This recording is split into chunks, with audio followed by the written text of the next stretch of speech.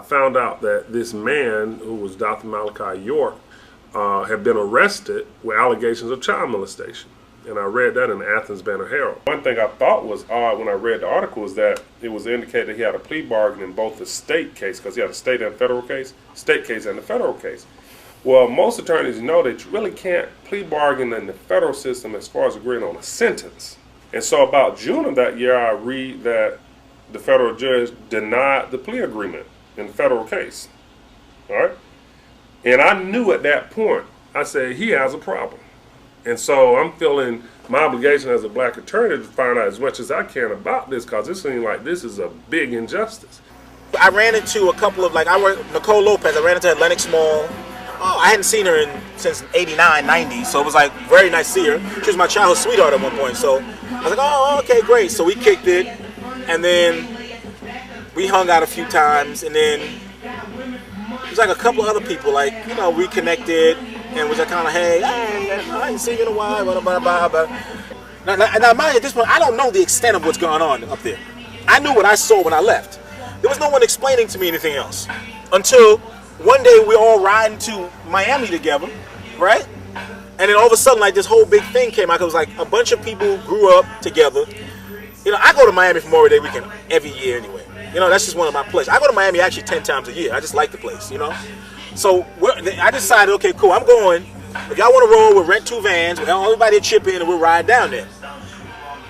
It ended up starting with 5 people. It ended up being 25 people, Jacob wanted all of us meaning me, Nicole, Karima, he was talking to a couple of people, different people that left the community. He wanted us to bring a case against his father. I think if I was that instrumental in the case, I would have been on the stand. That's how I believe. How come Jacob York didn't testify? I don't know why the government put him up. I think it was too dangerous to put him up. I wouldn't call Jacob York because I know he would say a lot of negative stuff, but they weren't going to call Jacob York for me to properly cross-examine him to bring out the fact that all of these witnesses went on a trip to South Beach in Miami a little bit before they started going to the government and kind of came up with this plan. We had witnesses as to that. We even had a witness that was willing to say that Jacob York stated that he was setting his father up. But the court wouldn't allow him to come in. His own sister stated that Jacob York stated to him that he was going to create this story and bring his father down. Yeah, he's behind it all because we all sat down and we talked and, we was going to figure out how we was going to set it up. We were just going to back each other's story in whichever way we could, even if it meant lying for each other. The charges brought up against Malachi were all lies. We did back each other's story up. And we had another witness corroborate that testimony that said he heard when Jacob York came, the witness stated that Jacob York came to him to help him commit some check fraud. But while he was talking to him, he talked about this whole thing he's doing to bring down Dr. York. The conspiracy to bring down Dr. York was known by me in 2002. The main axis and the motive behind it was Jacob Yorks, also known or is known as his legal name is Yaqub Muhammad. The conspiracy that involved him and the numerous other ex-members of our community. I know all of the alleged victims personally. They lived at my house. I was in South Beach with them, like I said before, and I just want the public to know what really happened. To know that Malachi York is innocent. He never molested any children. He didn't do anything.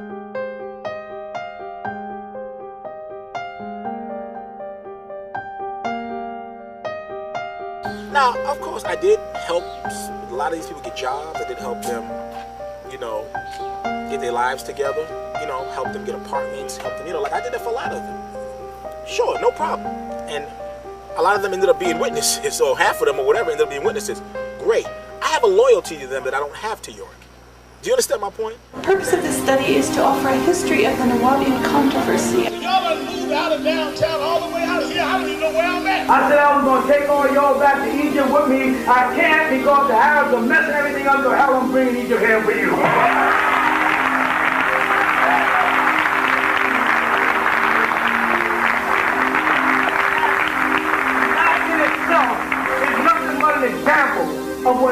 one of us can do.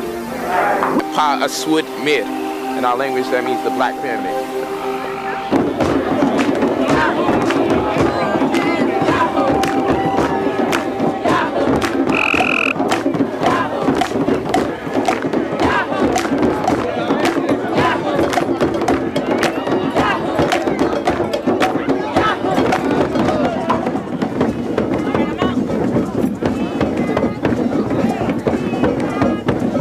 Struggles over building permits in Putnam County is creating racial tension. The leader was arrested. There was a huge FBI Waco-style raid. Breaking news out of Putnam County, where we told you federal agents and local sheriff's deputies are on the scene at the Nuwaubian compound serving search warrants there.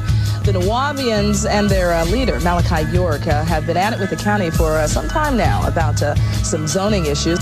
Everywhere black people are, like America today, in Africa, the war has given us up on the land. There is no such thing as a Nuwaubian nation.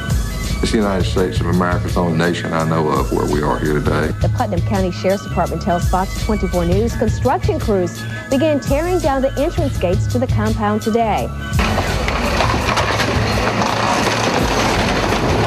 The Nuwaubian compound crumbles to the ground, removing what some call an eyesore in the community.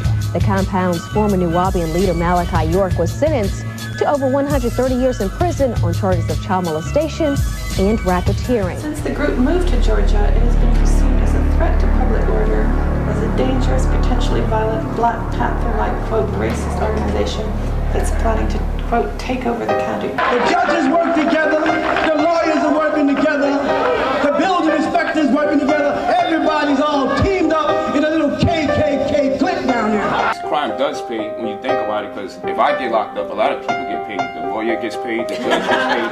So we got to take all those things into consideration. The group does not have a history of violence, and yet the FBI's 2002 military raid on Tamaray involved armored trucks, tear gas, snipers, helicopters, mounted with machine guns, not to mention body bags in a refrigerated van.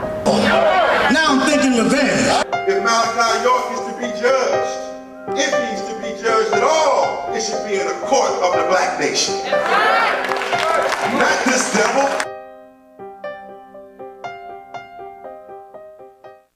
But so I see vans coming down, and Mona was like, she was happy, couldn't get more dinner. And I had asked her, what was that? And I told her to look at it. And she said, get down.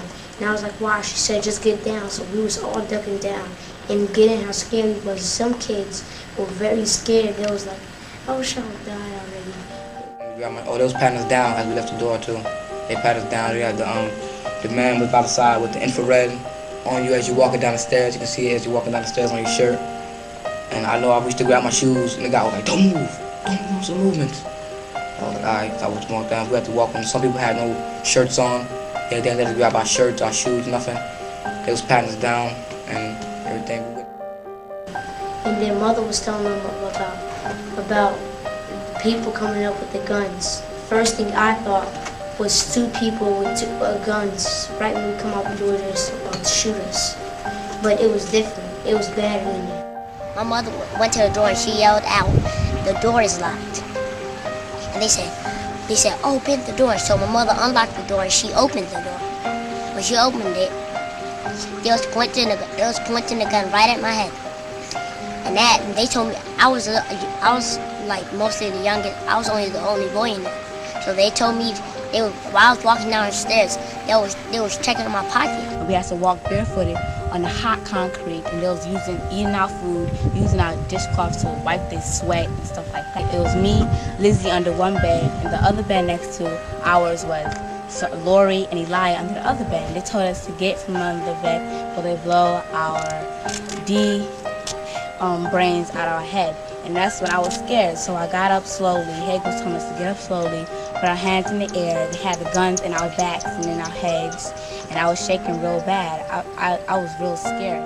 It was like something like you see on the news, like war in Iraq, people with the guns running in. That's how I basically seen.